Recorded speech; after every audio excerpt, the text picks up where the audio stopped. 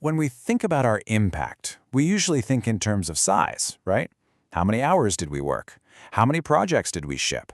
But what if the real measure of your impact isn't just about the volume, but about the unique, beautiful pattern you create? And that leads us to this really fundamental question about your contribution. In the grand equation of your work, of your life, are you just a value that gets added to the total? A number that makes the sum a little bit bigger?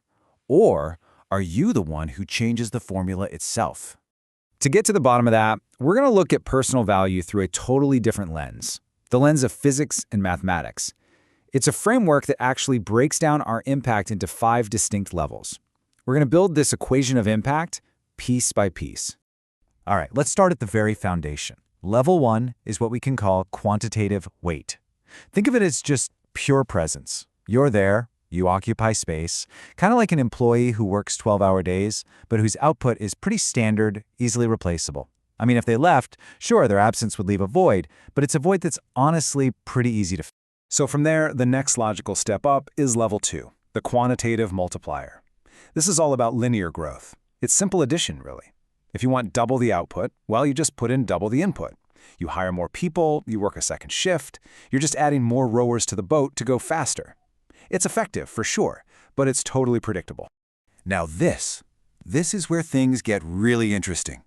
We're about to make the critical leap, moving away from quantity and into quality. And here, value is no longer about size. It's all about density, rarity, and just sheer brilliance. And that brings us to level 3, qualitative weight. This isn't about volume, it's about density. Think of the difference between a pound of cotton and a pound of gold. This is the expert who solves a massive problem in just 10 minutes that a whole team couldn't crack in a week.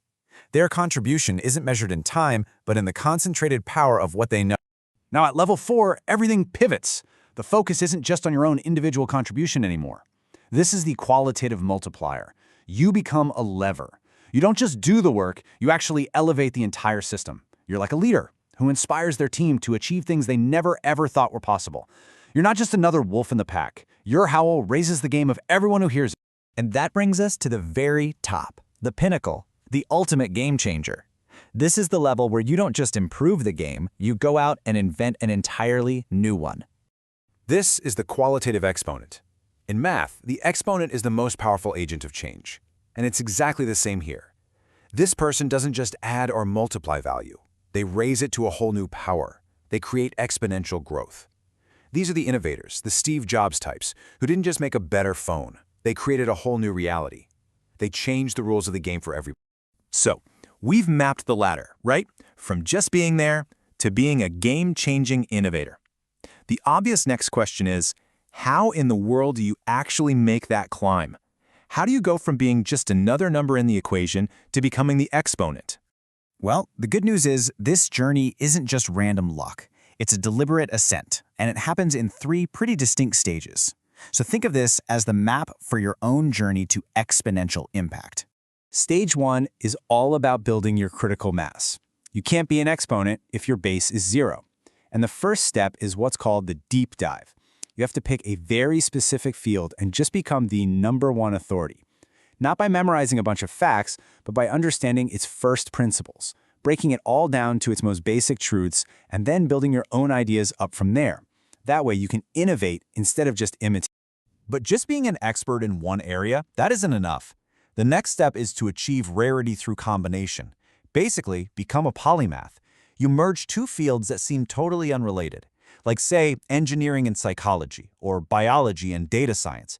Imagine combining the rock-solid logic of a programmer with the deep, empathetic insights of a therapist. You create this unique, uncontested space between worlds where you literally have no competition.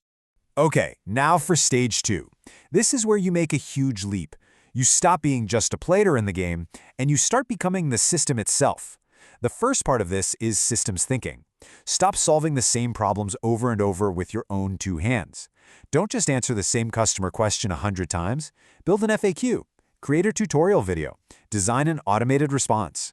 You solve the problem once, for everyone, forever. The other half of becoming the system is mastering empowerment. A true qualitative multiplier makes everyone around them smarter and more capable. Now, this requires a real shift in your ego, from being the hero who has all the answers to being the guide who asks the right questions.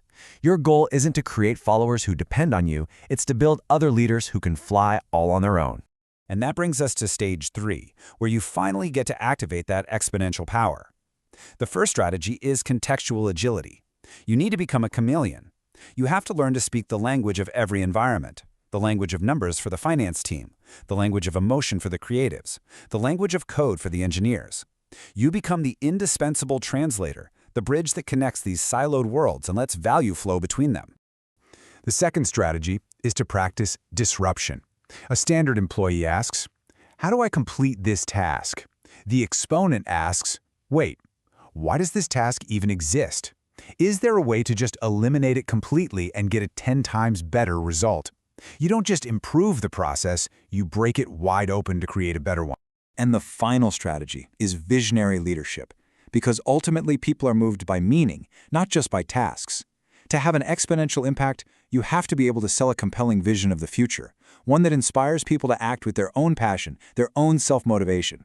So you see, when you combine that deep expertise with systems thinking and you fuel it all with visionary leadership, you're no longer just a variable in someone else's equation.